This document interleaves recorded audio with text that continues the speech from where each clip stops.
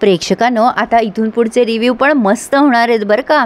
आता हे सगळे रविराजची फॅमिली सुभेदारांच्या घरी राहायला येणार आहे। आता सुरुवातीला आपण बघतोय अर्जुनराव काही खातपीत नसतात, तेव्हा कल्पनाताई खूप चिडतात त्याच्यावर, म्हणजे गमतीने, ए अर्जुन तू खातपीत नाहीयेस, तुझ्याकरता बाहेरून काही मागवू का? अर्जुन म्हणतो नाही ग मम्मा, मला कुठे भूक आहे। सायली म्हणते आई मी ह्यांच्यासाठी रव्याची खीर करू का, बाहेरनं कशाला मागवता?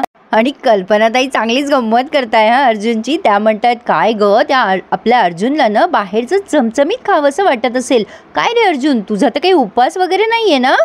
अगं सायली त्याचा थोडीच उपवास आहे, मागव मागव बाहेरून काहीतरी मागव। आता अर्जुन म्हणतो नाही ग मम्मा, उपवास वगैरे कसला, अगं नाही। आता कल्पनाताई म्हणतात तूच सांग सायली, तुझ्या नवऱ्याकरता काय बरं मागवायचंय? आता सायली म्हणते फ्रँकी, पिझ्झा। आता यास्मिताच्याच तोंडाला पाणी सुटलंय। कल्पनाताई म्हणतात पिझ्झा मागूया, चालेल। अर्जुन म्हणतो नाही नाही मम्मा नको ग। कल्पनाताई म्हणतात मग पास्ता मागूया का? आता विमल येते मध्ये आणि म्हणते अहो दादा तुम्हाला भेळ आवडते ना, भेळ किंवा शेवपुरी करते, तुम्हाला आवडतं ना, आणि घरात तसंही सगळं सामान आहे। कल्पनाताई म्हणतात अगो करच, ती हिरवी चटणी झणझणीत करत, चालेल चालेल। आता या सगळ्यांनी एवढा गोंधळ घातला। आता अर्जुन चिडतो आणि म्हणतो अरे काय चाललंय, स्टॉप स्टॉप स्टॉप, थांबा जरा, मला काही खायचं नाहीये, माझा उपवास आहे आज। आणि या सगळ्या जणी त्याच्याकडे बघायलाच लागतात। विमल मुद्दाम गंमत करते त्याची, उपवास आणि हरतालिकेचा, अहो दादा तो उपवास तर बायको नवऱ्यासाठी करते ना। सायली तर अर्जुनकडे बघतच राहतीये। अर्जुन म्हणतो मग कधी कधी नवऱ्याने बायकोसाठी केला तर काय हरकत आहे? आता अस्मिताला फार जेलसी होतीये हा, ती म्हणतीये अर्जुन तू ना जरा अत्तीच करतो हा कधी कधी, एवढं काय रे प्रेम? अर्जुन म्हणतो अस्मिताई अतिभीती काही नाही, पण हे नॉर्मल आहे माझ्यासाठी। अगं मम्मा मी तुला सकाळी सांगणार होतो, आज मी ठरवलंच होतं उपवास करायचाच, काय आहे ना माझी बायको दिवसभर माझ्यासाठी उपवास करू शकते, तर मी का नाही उपवाशी राहायचं? सगळ्या जबाबदाऱ्या का फक्त बायकांच्याच असतात का? सगळा त्रास काय फक्त त्यांचाच असतो का? आता अर्जुन सायलीकडे बघत राहतोय, तेव्हा कल्पनाताई सायलीकडे बघून असं आश्चर्य व्यक्त करताय। आता सायली मनात विचार कर सरांचं हे काय चाललंय, का नेहमीसारखं काहीतरी विचित्र वागताय? कल्पनाताईंना बाई फार कौतुक वाटतंय, त्या म्हणतात खरंय रे अर्जुन तुझं, आणि विमल मला आठवण करून दे बाई, मला ना माझ्या बाळाची दृष्ट काढायची आहे। अर्जुन म्हणतो बरं मम्मा तुम्हाला तुमची उत्तरं मिळाली आहेत का, मी जाऊ का आता फ्रेश व्हायला? आता ह्या कल्पनाताई म्हणतात हो बाबा जा। आता सायली म्हणते आई मीही जाऊन येऊ का जरा? कल्पनाताई म्हणतात हो बाई हो जा, तुझ्या नवऱ्याने दिवसभर उपवास केलाय ना, त्याचा चेहरा बघ किती बारीक झालाय, जा त्याच्याशी बोलून ये एकदा। आता सायली गेल्यानंतर ह्या दोघी हसायला लागतात, कल्पनाताई आणि विमल। काय बाई जगावेगळं प्रेम ते बिचाऱ्यांचा किती ना गैरसमज होतोय। सायली भरभर तिच्या बेडरूम मध्ये येते आणि म्हणते सर तुम्ही खाली असं का म्हणालात, तुम्ही उपवास केलायत म्हणून? अर्जुन म्हणतो अरे मी खरंच उपवास केलाय, जे खरंय तेच बोललो मी। सायली म्हणते म्हणजे खरंच तुम्ही उपवास केलाय? अर्जुन म्हणतो हो। तर सायली म्हणते का केलात तुम्ही उपवास? अर्जुन म्हणतो तुम्ही का केलाय उपवास? सायली म्हणते सर हरतालिकेचा उपवास बायकोने नवऱ्यासाठी करायचा असतो, नवऱ्याच्या दीर्घायुष्यासाठी। आता अर्जुन म्हणतो हो का, चांगलं आयुष्य आणि लॉंग लाईफ फक्त नवऱ्याला मिळालं पाहिजे का, बायकोला नाही का? सायली म्हणते नाही तसं नाहीये सर। अर्जुन म्हणतो म्हणजे मिळायला पाहिजे की नाही? मी सांगतो तुम्हाला प्रत्येक नवऱ्याने ना आपल्या बायकोसाठी हा उपवास करायलाच पाहिजे। सायली म्हणते अहो सर पण मी तुमची खरी बायको कुठे आहे? अर्जुन म्हणतो मग मी तुमचा खरा नवरा कुठे आहे? तरी तुम्ही उपवास केलात ना माझ्यासाठी, कारण तुम्हाला नेहमीच दुसऱ्यांसाठी काहीतरी करायला आवडतं, आणि तुम्ही स्वतः आम्हाला कितीतरी वेळ लेक्चर देता की दुसऱ्यांसाठी काहीतरी करा, दुसऱ्यांसाठी काहीतरी करा।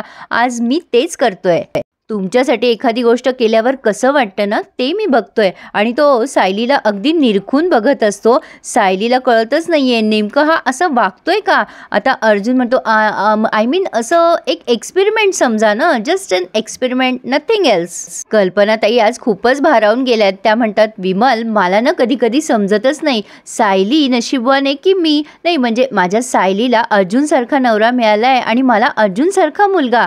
आता विमल म्हणते अहो वहिनी तुम्ही दोघी सुद्धा तितक्याच भाग्याच्या आहेत, आपले अर्जुन दादा आहेतच तितके गुणी।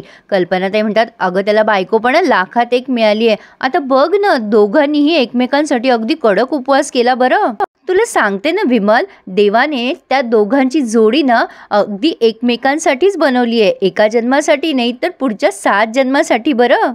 विमल ते दोघे पण ना एकमेकांवर असंच प्रेम करत राहतील बघ। आता इकडे ना प्रेक्षकांनो यांच्याकडे आता गणपती उत्सवाचे डेकोरेशन सुरू आहे, सायलीबाई छान छान मोदक करताय आणि अर्जुनराव ते डेकोरेशन करता करता सारखे सायलीबाईंना बघ आणि हा सीन ना त्यांनी खूप छान दाखवलाय प्रेक्षकांनो. अस्मिताला त्या डेकोरेशनच्या फुलाचं टोकच सापडत नसतं. अश्विन म्हणतो, काय ग अस्मिता ताई, तुला हे रॉकेट सायन्स का कळत नाही? कळतच नाही मला. तुझ्या हातात जर काम दिलं ना, अनंत चतुर्दशीपर्यंत डेकोरेशनच करत राहशील तू. आता अस्मिता चिडते. अर्जुन म्हणतो, अरे अश्विन चुकीचं नको बोलूस, अनंत चतुर्दशी नाही दिवाळीपर्यंत ही डेकोरेशनच करत बसेल. सगळेजण अस्मिताला हसायला लागतात. अस्मिता चिडते आणि म्हणते, मम्मा या दोघांना सांग आज मार खातील माझ्या हातचा. कल्पना ताई म्हणतात, अगं बाई मला नका ओढू तुमच्या भांडणामध्ये, तुमची रोजची भांडणं कोण सोडवत बसणार आहे? सायलीबाई छान छान मोदक करताय आणि अर्जुनराव त्यांना बघताय आणि अश्विनचं एकदम लक्ष जातं या दोघांकडे. आणि अश्विन मुद्दाम अर्जुनला म्हणतो, ए अर्जुन दादा, ए दादा, त्या फुलाच्या माळा लावायच्या आहेत बरं का. आता मुद्दाम अर्जुनने अस्मिताला फुलांचा गुंता सोडवायला दिलेला आहे. आता ह्या दोघी जणींनी छान पूजेची तयारी केली आहे. कल्पनाताई म्हणतात, खरंच ग विमल, आपली किती धावपळ व्हायची नाही मागच्या वर्षीपर्यंत. आता माझ्या सायलीने किचनचा ताबा घेतलाय म्हणून आपल्याला बराच वेळ मिळतोय तयारी करायला. विमल म्हणते, हो ना ताई, आपल्या सायली ताई ना कधी कधी मला अष्टभुजा देवी सारख्याच वाटतात. अगदी 8-8 हात आहेत असं वाटतं त्यांना. सायली म्हणते, अहो विमल ताई, आपल्या आवडीचं काम असलं ना की ते अगदी आनंदाने केलं जातं. अश्विन म्हणतो, वहिनी त्या 2 हातानेच मोदकाची ऑर्डर कन्फर्म बरं का, भरपूर मोदक करा. आता हे प्रतापराव म्हणतात, हा अश्विन डॉक्टर आहे ना?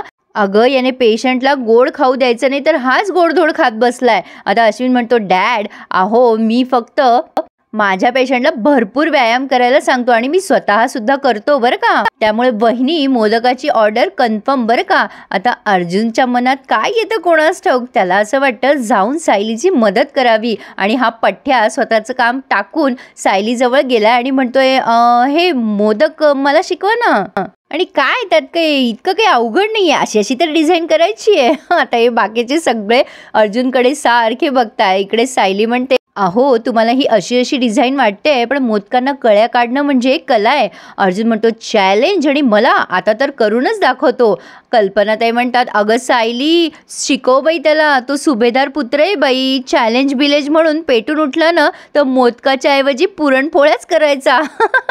या सगळेच जण हसायला लागलेत त्याला. अर्जुन म्हणतो, कमॉन बायको शिकव मला. आणि अस्मिताला पुन्हा जेलसी झाली आहे. ती विचार करते, झालं माझ्या गळ्यात सगळं काम टाकून गेला बायकोला मदत करायला. पण आता सायलीने मात्र खूप छान मोदकाच्या कळ्या कशा काढायच्या ना ते अर्जुनला इतकं छान शिकवलंय प्रेक्षकांनो. मी तर म्हणेल ज्यांना ज्यांना जमत नाही ना त्यांनी नक्की हा रिव्ह्यू बघा, तुम्हाला खूप छान समजेल. पण यांचे बाकीचे सुभेदार जे अर्धे जळतात म्हणजे प्रतापराव आणि अस्मिता, या दोघांना खूप राग येत असतो. पण कल्पनाताई, अश्विन आणि विमल तिघे मात्र कौतुकाने या दोघांकडे बघत असतात. अश्विन कळ लावून देतो. तो म्हणतो, ए मम्मा, अगं दादाने कधी तुला अशी मदत केलेली आठवते का तुला? ये तो बहुत नाइंसाफी है मम्मा. आता कल्पनाताई म्हणतात, हो ग बाई, खरंच कधीच मदत केली नाही त्याने मला. काय करणार बाबा अश्विन, आईपेक्षा बायकोचं प्रेम जास्ती आहे बाबा. अश्विन म्हणतो, मम्मा माझा आहे प्रेम तुझ्यावर. कल्पनाताई म्हणतात, हो रे बाळा, हो खरंच रे. आता इकडनं अर्जुनराव म्हणतात, नाही ग मम्मा असं काही नाहीये. पण प्रतापराव लगेच रंगाचा भंग करायला पटायत. पूर्णाजीची कसर काढली त्यांनी आज. लगेच म्हणतात, अश्विन तुला काय रिकामा वेळ आहे का? भरपूर कामं पडली आहेत, उगाच टाइमपास करायला वेळ नाहीये आपल्याकडे, उगाच वेळ वाया घालू नका, चला असंच बोललेत ते. आता अश्विन म्हणतो, बरं बरं, ए दादा तू कर कॉन्सन्ट्रेट, पण फक्त मोदकावर. विमल आणि अश्विन दोघंही सोबत बोलतात आणि अर्जुन जरा लाजल्यासारखा झालाय. आणि इथून पुढे ना प्रेक्षकांनो, सायली जसं जसं त्याला शिकवतीये कळ्या कशा काढायच्या मोदकाच्या वगैरे वगैरे, इथे त्यांनी ते मन धागा धागा जोडते नवा ते गाणं प्ले केलंय. आणि गाणं जेव्हा संपतं तेव्हा हा अर्जुन सारखा सायलीकडे बघत असतो. आणि मग प्रतापराव पुन्हा या दोघांना डिस्टर्ब करतात, चला आवरा, वेळ कमी आहे आपल्याकडे, भरपूर कामं पडली आहेत. आणि विचारा अर्जुनची तंद्री तुटते. पण अस्मिता विचार करते, हे असे काय आहेत, अचानक एकमेकांवर खूप प्रेम करता असं वाटतं आणि मग पुन्हा ऑकवर्ड व्हायला लागतात, काहीतरी झोल आहे. अर्जुन आता सायलीला म्हणतो, बापरे हे खूपच डिफिकल्ट आहे, तू करतेस तेव्हा सोपं वाटतं ग पण खूप अवघड आहे. आता लगेच अस्मिता म्हणते, ए अर्जुन इथलं येऊन सोपं काम कर ना, हे माळा सोडव ना. बायकोला मदत करून झाली असेल ना तर घरातले बाकीचे सगळ्यांना मदत कर, चल ये इकडे, ये पटकन. अर्जुन म्हणतो, हो अस्मिता ताई, अगं मोदक पूर्ण झाले नाहीयेत अजून, मी माझ्या बायकोलाच हेल्प करतो, तू अश्विनची मदत घे ना. अस्मिता लगेच म्हणते, का तू नाही येणार आहेस का? प्रतापराव मध्ये पुन्हा बोलतात, अस्मिता शांत, आवाज खाली, हात चालवा, आपापली कामं करा, चला चला उशीर होतोय. पण फायनली अर्जुनने सायलीने सांगितल्याप्रमाणे सुंदर असा मोदक केलाच बाई. तर आता किल्लेदारांच्या घरी सगळेजण जेवायला बसलेले असतात. सुमन सगळ्यांना वाढत असते. आता ही प्रिया म्हणते, ए काकी तू पण बस ना. तेव्हा ह्या म्हणतात सुमनताई की अगं नाही आज माझा उपवास आहे. प्रिया म्हणते, अरे हो चतुर्थीचा उपवास असेल नाही तुझा. पण आपण का गणपती बसवत नाही. तेव्हा लगेच नागराज असा शांत बस म्हणून खुणवत असतो चमच्याने प्रियाला. बाबा आपण पण आणूयात ना गणपती. आई पण बसवतच असेल ना गणपती. आता सुमन म्हणते, अगं तन्वी गणपतीच्या वेळेला ना तुझी आई आणि भाऊजी म्हणजे आम्ही सगळेच पूर्णाईकडे 5-6 दिवस राहायचो. म्हणजे भाऊजींनी अगदी ॲक्सिडेंट झाल्यावर सुद्धा मागच्या वर्षीपर्यंत ही प्रथा चालू ठेवली होती. अगदी गेल्या वर्षीपर्यंत बघ. भाऊजी यावर्षी सुद्धा ही प्रथा आपण पाळायची ना. रविराज मात्र आता शांत बसलेले असतात आणि ही मात्र मनात उड्या मारायला लागते की चला त्या निमित्ताने अर्जुनकडे राहायला मिळेल. पण आता इकडे ना प्रेक्षकांनो यांचा श्रम परिहार चालू आहे. सगळ्यांनी मस्त चहा कॉफी घ्यायची ठरवली आहे. आता अश्विन म्हणतो, काय छान झाली नाही सजावट. विमल पण म्हणते, हो अश्विन दादा खूप छान सजावट केली आहे तुम्ही. अश्विन म्हणतो, अरे वेळ नाही मिळाला नाहीतर याच्यापेक्षाही छान सजावट केली असती. दादा तुला आठवतं का आपण सजावट करताना किती धमाल करायचो नाही लहानपणी.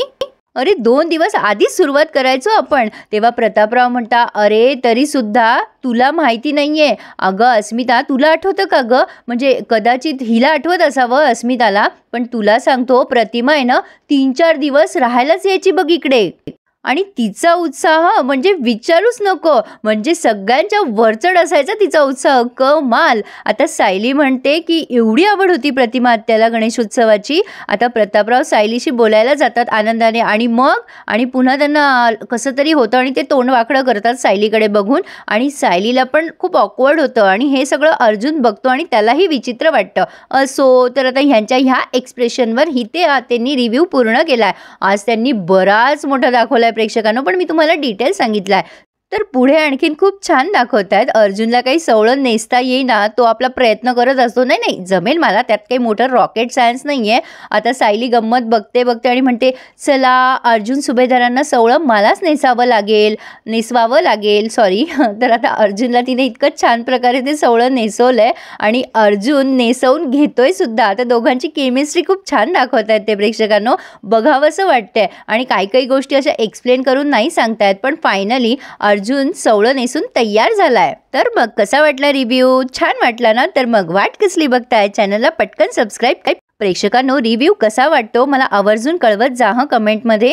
तुमच्या कमेंट्स आल्या ना की मला फार भारी वाटतं. सो प्लीज सबस्क्राईब करायलाही विसरू नका. Subscribe my channel and enjoy my reviews. धन्यवाद.